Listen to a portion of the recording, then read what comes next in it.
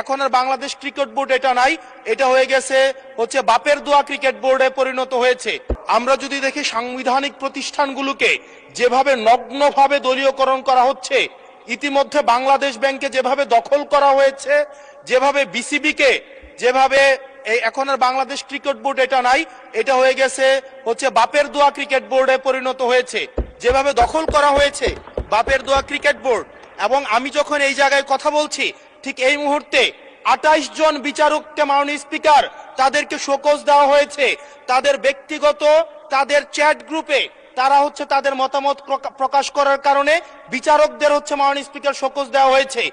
এই বাস্তবতায় আমরা এই গণ অভ্যুত্থান পরবর্তী সময়ে যদি জাতীয় মানবাধিকার কমিশনকে একটা মন্ত্রণালয়ের অধীনে রাখি, স্বরাষ্ট্র মন্ত্রণালয়ের অধীনে রাখি, তাদের মাধ্যমে আমরা নিরপেক্ষ কোনো ধরনের অনুসন্ধান আমরা কতটা পাবো সেটা নিয়ে কিন্তু আমরা সন্দিহান।